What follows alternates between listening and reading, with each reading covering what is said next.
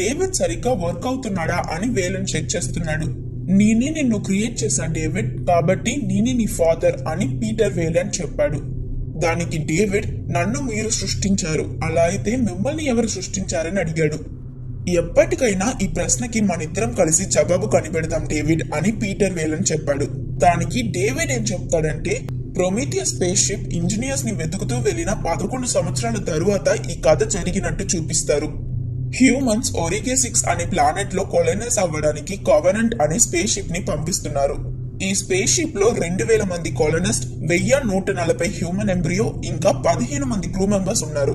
Covenant space ship ఒరిగే 6 ని చేరుకోవడానికి చాలా సంవత్సరాలు పడతాయి, కాబట్టి అందులో ఉన్న అందరూ హైబర్నేషన్ పాడ్ లో ఉంటారు. ఎలా అయితే ప్రొమీథియస్ స్పేస్ షిప్ లో ఆ టీమ్ తో పాటు డేవిడ్ ని పంపించారో, అలాగే ఈ స్పేస్ షిప్ లో కూడా వాల్టర్ అనే హ్యూమనైడ్ రోబోట్ ఉన్నాడు. వాల్టర్ చూడ్డానికి అచ్చం డేవిడ్ లానే ఉంటాడు, కానీ అతను డేవిడ్ కన్నా advanced robot. Covenant space ship ఒరిగే 6 ప్లానెట్ ని చేరుకోవడానికి ఇంకా 7 సంవత్సరాలు పడుతుంది. ఈ ప్లానెట్ అట్మాస్ఫియర్ మనుషులు బ్రతకడానికి అనుకూలమైంది కాబట్టి వీళ్ళు అక్కడికి వెళ్తున్నారు. ఒక రోజు ఎప్పట్లానే వాల్టర్ ఆ స్పేస్ షిప్ లో అన్ని సరిగ్గా ఉన్నాయా అని చెక్ చేస్తున్నప్పుడు ఒక స్టార్ నుంచి వచ్చిన షాక్ వేవ్ వల్ల వీళ్ళ స్పేస్ షిప్ డ్యామేజ్ అయిపోయింది. అందువల్ల హైబర్నేషన్ పాడ్ లో ఉన్న క్రూ మెంబర్స్ ఒరిగే 6 ని చేరుకోవడానికి ముందే లెగిచిపోయారు. కానీ ఈ క్రూ కెప్టెన్ జేక్ హైబర్నేషన్ పాడ్ లో జరిగిన ఒక మాల్ ఫంక్షన్ వల్ల అందులోనే కాలి చనిపోయాడు. జేక్ భార్య కూడా ఇదే క్రూలోనే ఉంది. తన పేరు డానియల్స్. జేక్ చనిపోయాడు కాబట్టి ఇకపై ఇతనే ఈ క్రూకి కెప్టెన్.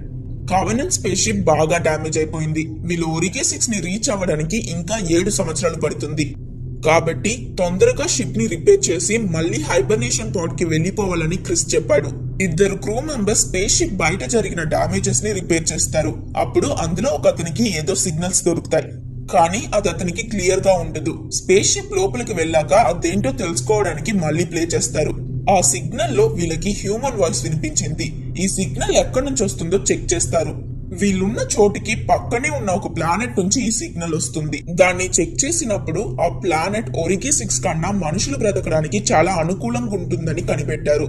గ్రావిటీ, ఆక్సిజన్, ఓషన్స్ అన్ని అచ్చం ఎర్త్ లానే ఉన్నాయి. వీళ్ళు ఒరిగే 6 కి వెళ్లడానికి ఇంకా 7 సంవత్సరాలు పడతాయి. కానీ ఈ కొత్త ప్లానెట్ కి వెళ్లడానికి కొన్ని వారాలు ట్రావెల్ చేస్తే చాలు. ఒరిగే 6 కన్నా ఈ ప్లానెట్ రిసోర్సెస్ బాగున్నాయి, కాబట్టి క్రూ మెంబర్స్ అందరూ కొత్త ప్లానెట్ కి వెళ్దామంటారు. దాంతో కెప్టెన్ క్రిస్ ఈ ప్లానెట్ కి వెళ్దాం అని చెప్పాడు. డానియల్స్ క్రిస్ దగ్గర ఈ ప్లానెట్ కి వెళ్లడం మంచి డిసిషన్ కాదు కెప్టెన్ అని చెప్పింది. 10 సంవత్సరాలు వెతికాక మనకి ఒరిగే 6 దొరికింది. ఆ ప్లానెట్ గురించి చాలా రీసెర్చ్ చేసి అక్కడికి వెళ్లడానికి మనం ట్రైనింగ్ తీసుకున్నాం. ఇప్పుడు తెలియని ప్లానెట్ కి వెళ్లి రిస్క్ తీసుకోవడం అవసరమా అని అడిగింది. కానీ కెప్టెన్ తను చెప్పింది పట్టించుకోడు. అనుకున్నట్టే వీళ్ళు ఆ కొత్త ప్లానెట్ దగ్గరికి వెళ్లారు. 3 క్రూ మెంబర్స్ మాత్రం కవెనెంట్ స్పేస్ షిప్ ని ఆపరేట్ చేయడానికి అందులోనే ఉంటారు. మిగతా క్రూ మెంబర్స్ అందరూ ఒక ల్యాండర్ లో ఆ ప్లానెట్ కి వెళ్తారు. ల్యాండ్ అయ్యాక వీళ్ళకి దొరికిన సిగ్నల్ ఎక్కడి నుంచి వస్తుందో ట్రాక్ చేస్తారు. అది వీళ్ళున్న చోటు నుంచి 8 కిలోమీటర్ దూరం నుంచి వస్తుంది. ఎవరా సిగ్నల్స్ ని పంపిస్తున్నారో తెలుసుకోవడానికి అందరూ అటువైపుకి వెళ్తారు. ఈ ల్యాండర్ పైలట్ మాత్రం ల్యాండర్ దగ్గరే ఉంటుంది. టీం ట్రావెల్ చేస్తున్నప్పుడు దారిలో క్యారిన్ లెడ్వర్డ్ అనే 2 టీం మెంబర్స్ రీసెర్చ్ కోసం అక్కడ దొరికే ల్యాండ్ శాంపిల్స్ కలెక్ట్ చేయడానికి ఒక చోట్లో ఆగిపోతారు. మిగతా వాళ్ళు సిగ్నల్ వచ్చే లొకేషన్ కి వెళ్తారు. లెడ్వర్డ్ ఏదో ఒక ప్లాంట్ ని తెలియక మట్టేస్తాడు. అందులో నుంచి ఏవో బ్లాక్ కలర్ పార్టికల్స్ బయటకు వచ్చాయి. ఈ బ్లాక్ పార్టికల్స్ లెడ్వర్డ్ చెవుల లోపలికి వెళ్లిపోతుంది. టీం మెంబర్స్ సిగ్నల్ వచ్చే సోర్స్ ని కనిపెడతారు. అదొక స్పేస్ షిప్ నుంచి వస్తుంది. ఈ స్పేస్ షిప్ వేరే ఏదో కాదు, ప్రొమీథియస్ సినిమా ఎండింగ్ లో డేవిడ్ ఎలిజబెత్ వెళ్ళిన అదే స్పేస్ షిప్ ఇప్పుడు ఇక్కడ క్రాష్ అయి పడుంది. టీం ఆ షిప్ లోపలికి వెళ్తారు. లెడ్వర్డ్ ఏ ప్లాంట్ నైతే అక్కడ మట్టాడో అలాంటి ప్లాంటే ఇక్కడ కూడా ఉంది. ఇంకో టీం మెంబర్ అదేంటో చూడడానికి వెళ్లి దాన్ని ముడతాడు. అందులో ఉన్న బ్లాక్ పార్టికల్స్ ఇతని ముక్కు లోపలికి వెళ్ళిపోతాయి. వీళ్ళు ఆ స్పేస్ షిప్ అంతా చెక్ చేస్తారు. డానియల్స్ కి అక్కడ ఒక ఐడి కార్డ్ దొరికింది. అందులో డాక్టర్ ఈ షా అని ఉన్ను. అది చూసిన వాల్టర్ ఇది ఎలిజబెత్ షా ఐడి కార్డ్ అని చెప్పాడు. తను ప్రొమీథియస్ స్పేస్ షిప్ లో చీఫ్ సైన్స్ ఆఫీసర్. 10 సంవత్సరాలకి ముందు ఆ షిప్ కనిపించకుండా పోయింది. ప్రొమీథియస్ స్పేస్ షిప్ కి ఏమైందో ఎవరికీ తెలియదు అని వాల్టర్ చెప్పాడు. వీళ్ళకి ఆ స్పేస్ షిప్ లో ఎలిజబెత్ ఫోటోస్, స్పేస్ సూట్ దొరికాయి. ఇది వేలన్ కార్పొరేషన్స్ పంపించిన స్పేస్ షిప్ కాదు. ఇందులో డాక్టర్ ఎలిజబెత్ షా ఈ ప్లానెట్ కి ఎలా వచ్చిందో వీళ్ళకి అర్థం కాదు. కెప్టెన్ క్రిస్ ఈ స్పేస్ షిప్ కంట్రోల్ రూమ్ కి వెళ్తాడు. అక్కడున్న ఒక బటన్ ని ప్రెస్ చేశాక వీళ్ళకి హాలోగ్రామ్ విజువల్స్ కనిపిస్తాయి. ఆ విజువల్స్ లో ఎలిజబెత్ ఈ స్పేస్ షిప్ ని నడుపుతూ ఒక పాట పాడుతుంది. ఈ రికార్డింగ్ వీళ్ళకి సిగ్నల్ గా వచ్చింది. క్యారెన్ కెప్టెన్ ని కాంటాక్ట్ చేసి లెడ్వర్డ్ కి ఒంట్లో బాలేదు కాబట్టి వాళ్ళు ల్యాండర్ కి తిరిగి వెళ్తున్నారని చెప్పింది. అది విన్న మిగతా టీం మెంబర్స్ కూడా ల్యాండర్ దగ్గరికి వెళ్లడానికి బయలుదేరారు. క్యారెన్ లెడ్వర్డ్ ని తీసుకుని ల్యాండర్ కి వెళ్ళింది. అప్పటికే అతని పరిస్థితి సీరియస్ అయిపోయిన్ను. ల్యాండర్ లో ఉన్న పైలట్ ఇంకా క్యారెన్ ఇద్దరు లెడ్వర్డ్ ని మెడికల్ రూమ్ కి తీసుకువెళ్లారు. లెడ్వర్డ్ బీప్ నుంచి రక్తం రావడం చూసిన పైలట్ వాళ్ళిద్దరిని ఆ రూమ్ లో లాక్ చేసేసింది. టీం ని కాంటాక్ట్ చేసి వాళ్ళని త్వరగా అక్కడికి రమ్మనింది. ఈ టీం మెంబర్స్ లో ఒక అతని ముక్కు లోపలికి బ్లాక్ పార్టికల్స్ వెళ్లాయి కదా, అతనికి కూడా ఒంట్లో బాలేకుండా పోయింది. ఇంకోవైపు క్యారెన్ పైలట్ దగ్గర డోర్ ఓపెన్ చేసి తనని బయటకు వదలమని అడిగింది. లెడ్వర్డ్ కి ఏమైందో తెలీదు, నువ్వు కూడా ఇన్ఫెక్ట్ అయి ఉండొచ్చు. కెప్టెన్ వచ్చేదాకా నువ్వు లోపలే ఉండాలి, అప్పుడే ఇన్ఫెక్షన్ ని స్ప్రెడ్ అవ్వకుండా ఆపగలం అని పైలట్ చెప్పింది. వీళ్ళిద్దరూ మాట్లాడుతున్నప్పుడు లెడ్వర్డ్ బీపీని చీల్చుకుని ఒక ఏలియన్ బయటకు వచ్చింది. లెడ్వర్డ్ చనిపోయాడు. వీళ్ళ ఏలియన్ ని చూసి చాలా భయపడతారు. ఆ ఏలియన్ క్యారెన్ ని అటాక్ చేస్తుంది. అప్పుడు పైలట్ ఒక గన్ తీసుకుని దాన్ని షూట్ చేయడానికి ట్రై చేసింది, బట్ గురి మిస్ అయిపోయింది. ఆ ఏలియన్ క్యారెన్ ని చంపి పైలట్ ని అటాక్ చేసింది. పైలట్ ఏలియన్ ని షూట్ చేసినప్పుడు బుల్లెట్ పక్కనే ఉన్న గ్యాస్ సిలిండర్ మీద పడి ల్యాండర్ బ్లాస్ట్ అయిపోయింది. దాంతో అందులో ఉన్న ఏలియన్ క్రూ మెంబర్స్ అందరూ చనిపోతారు. సరిగ్గా ఆ బ్లాస్ట్ జరిగినప్పుడు అక్కడికి ఆ క్రూ వచ్చారు. వాళ్ళు ల్యాండర్ పేలిపోయిందన్న షాక్ నుంచి బయటకు వచ్చే లోపు వీళ్ళతో ఉన్న ఒంట్లో బాగాలేకపోయిన మెంబర్స్ శరీరం నుంచి ఒక ఏలియన్ బయటకు వచ్చింది. వీళ్ళంతా ఆ ఏలియన్ ని చూసి భయపడతారు. కానీ ఆ ఏలియన్ వీళ్ళని చూసి అక్కడి నుంచి వెళ్లిపోయింది. ఇప్పుడు వీళ్ళ దగ్గర తిరిగి వెళ్ళడానికి ల్యాండర్ లేదు కాబట్టి కామనన్ స్పేస్ షిప్ ని కాంటాక్ట్ చేసి వాళ్ళని హెల్ప్ కి పిలుద్దాం అనుకుంటారు. కానీ వీళ్ళు స్పేస్ షిప్ తో కమ్యూనికేట్ చేయలేకపోతారు. అప్పుడు భయపడి పారిపోయిన ఏలియన్ ఈసారి తిరిగి వచ్చి డానియల్స్ పై దాడి చేసింది. వాల్టర్ డానియల్స్ ని సేవ్ చేస్తాడు, కానీ అప్పుడు అతని చెయ్యి విరిగిపోయింది. క్రూమేట్స్ ఆ ఏలియన్ ని షూట్ చేసి చంపడానికి ప్రయత్నిస్తారు, కానీ కుదరదు. ఆ ఏలియన్ ఇంకొక క్రూమేట్ ని చంపేసింది. అప్పుడు అక్కడికి ఎవరో ఒక అతను వచ్చి ఫ్లేర్ గన్ తో మీదకు షూట్ చేస్తాడు. అందులో నుంచి వచ్చిన లైట్ ని చూసి ఆ ఏలియన్ అక్కడి నుంచి వెళ్లిపోయింది. ఆ తరువాత అతను క్రూ మెంబర్స్ ని తనతో రమ్మంటాడు. ఈ టీం అతని వెనకాలే వెళ్తారు. దారిలో ఎన్నో వేల మంది డెడ్ బాడీస్ పడి ఉంటాయి. అతను ఈ క్రూ మెంబర్స్ ని ఒక బిల్డింగ్ కి తీసుకువెళ్లాడు. ఇక్కడ ఏం జరిగింది, బయటున్న వాళ్ళంతా ఎలా చనిపోయారని అతని దగ్గర అడిగారు. అతను వేరే ఎవరో కాదు, డేవిడ్. అతనేం చెప్తాడంటే 10 సంవత్సరాలకి ముందు నేను ఎలిజబెత్ ఈ ప్లానెట్ కి వచ్చాం. మేమొచ్చిన స్పేస్ షిప్ లో ఒక వైరస్ ఉన్నాం. ల్యాండ్ అవుతున్నప్పుడు ఆ స్పేస్ షిప్ క్రాష్ అయ్యి అందులో ఉన్న వైరస్ బ్రేక్ అయింది. దానివల్ల ఈ ప్లానెట్ లో ఉన్న లివింగ్ ఆర్గానిజమ్స్ అన్ని చనిపోయాయి అని చెప్పాడు. స్పేస్ షిప్ క్రాష్ అయినప్పుడు ఎలిజబెత్ చనిపోయిందని డేవిడ్ వాళ్ళతో చెప్పాడు. ఆ తరువాత డేవిడ్ వాల్టర్ దగ్గరికి వెళ్లి వెల్కమ్ బ్రదర్ అని చెప్పాడు.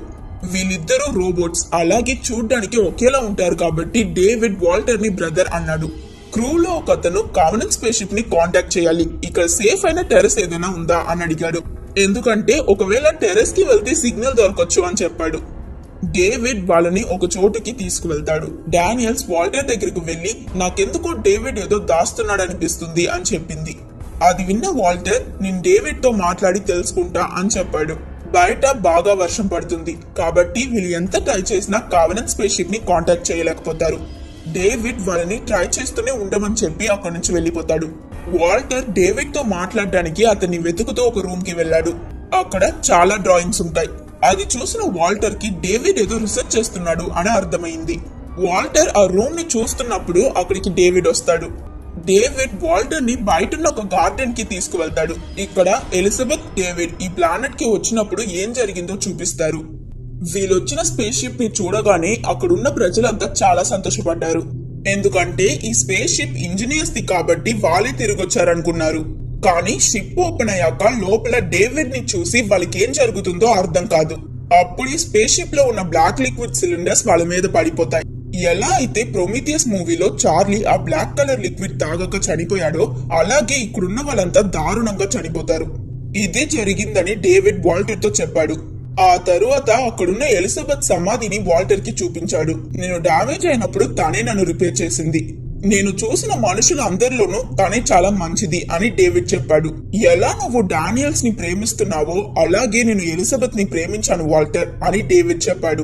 అది విన్న వాల్టర్, మనిద్దరం రోబోట్స్, మనం ఎవరిని ప్రేమించలేం అని చెప్పాడు.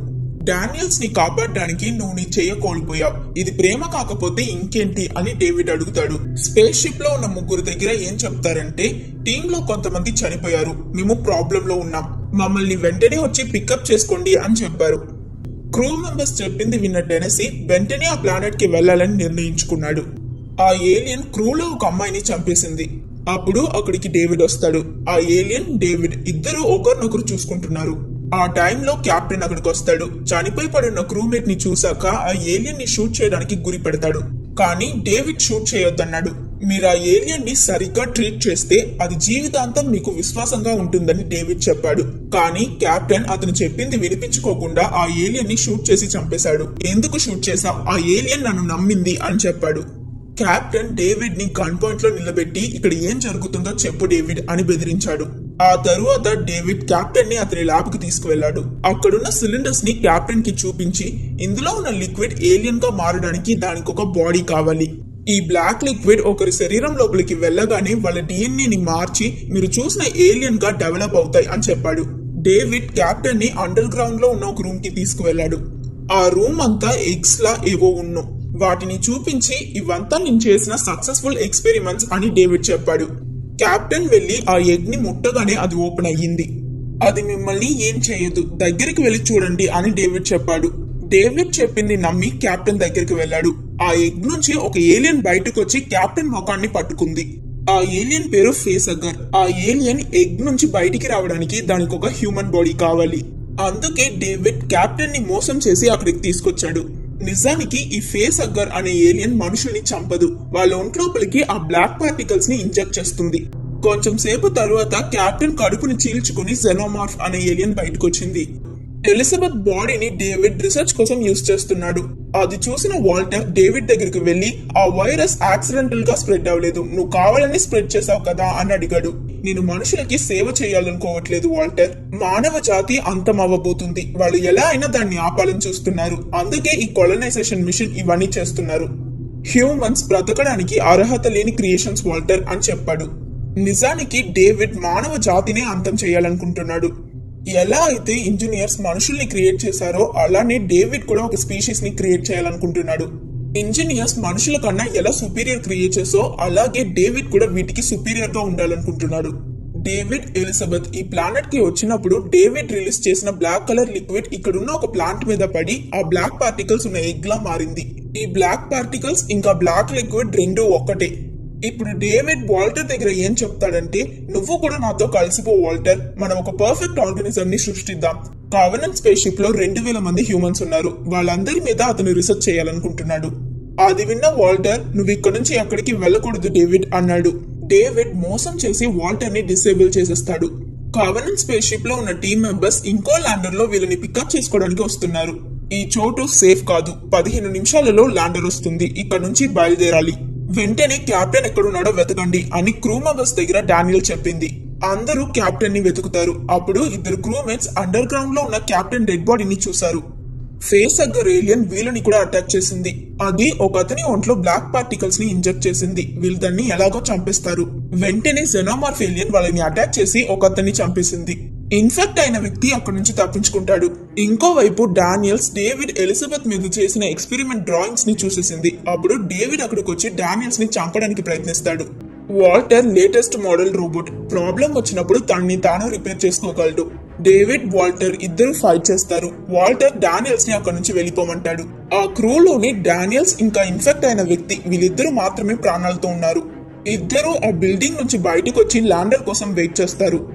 వీళ్ళు ముగ్గురు ల్యాండర్ లోపలికి వెళ్ళాక డానియల్స్ వాల్టర్ దగ్గర డేవిడ్ ఎక్కడా అని అడిగింది. డేవిడ్ ఇక తిరిగి రాడని వాల్టర్ చెప్పాడు. వీళ్ళ ల్యాండర్ మీదకు వెళ్తున్నప్పుడు ఆ జెనోమార్ఫ్ ఏలియన్ వీళ్ళ ల్యాండర్ మీదకు వచ్చేసింది. డానియల్స్ ఒక గన్ తీసుకుని బయటకు వెళ్లి దాన్ని షూట్ చేయడానికి ట్రై చేసింది. వాల్టర్ కూడా డానియల్స్ కి హెల్ప్ చేయడానికి వెళ్తాడు. వీళ్ళిద్దరూ ఎలాగో ఆ జెనోమార్ఫ్ ని చంపి దాన్ని ల్యాండర్ నుంచి కిందకు తోసేస్తారు. వీళ్ళంతా కావెనెంట్ స్పేస్ షిప్ ని చేరుకుంటారు. ఇప్పుడు స్పేస్ షిప్ లో వాల్టర్ తో కలిపి మొత్తం 6 ఉన్నారు.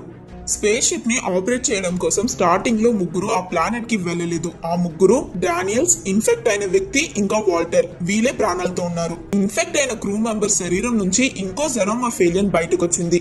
అది ఇప్పుడు వీళ్ళ స్పేస్ షిప్ లోనే ఉంది. ఆ ఏలియన్ ఇద్దరు క్రూ మెంబర్స్ ని చంపేసింది. ఇప్పుడు డానియల్స్ తనతో పాటు టెనసీ అనే ఇంకో క్రూ మెంబర్, వీళ్ళిద్దరూ మాత్రమే ప్రాణాలతో ఉన్నారు. వాళ్ళు ఆ ఏలియన్ ని చంపడానికి వెళ్తారు. అప్పుడు జెనోమార్ఫ్ డానియల్స్ వెంటబడుతుంది. డానియల్స్ ఆ ఏలియన్ ని స్పేస్ షిప్ లో ఉన్న స్టోరేజ్ రూమ్ కి తీసుకువెళ్ళింది. వీళ్ళు ఆ ఏలియన్ ని స్పేస్ లోకి తోసేయాలనుకుంటున్నారు. ఒకవైపు ఓ పెద్ద ట్రక్ డానియల్స్ వైపుకి వస్తుంది. ఆ ట్రక్ ముందు చాలా షార్ప్ అయిన బ్లేడ్స్ ఉంటాయి. ఇంకో పక్క నుంచి ఆ ఏలియన్ డానియల్స్ ని అటాక్ చేయడానికి వస్తుంది. సరైన టైంలో డానియల్స్ తన కాల్ దగ్గర ఉన్న గ్యాప్ లో దిగిపోయింది. ఆ ఏలియన్ తో పాటు ట్రక్ స్పేస్ షిప్ నుంచి బయటకు వెళ్లిపోయింది. అన్ని సమస్యలు సాల్వ్ అయ్యాక టెనసీ, డానియల్స్ ఇద్దరు ఓరికే 6 కి వెళ్లాలన్న వాళ్ళ పాత ప్లాన్ ని ఫాలో అవుతారు. వాల్టర్ ని స్పేస్ షిప్ కి ఇన్ఛార్జ్ చేసి వీళ్ళిద్దరూ హైబర్నేషన్ పాడ్ లోకి వెళ్తారు. పాడ్ లోకి వెళ్ళాక డానియల్స్ కి వాళ్ళతో ఉన్నది వాల్టర్ కాదు, డేవిడ్ అన్న నిజం తెలిసింది. అప్పటికే తను పాడ్ లో ఉండడం వల్ల డేవిడ్ తనని క్రయోస్లిప్ కి పంపించేస్తాడు. ఆ తరువాత డేవిడ్ హ్యూమన్ ఎంబ్రియోస్ ఉన్న చోట్లో అతను తీసుకొచ్చిన ఫేస్ హగ్గర్ ఏలియన్ ఎగ్స్ ని సేఫ్ గా పెడతాడు.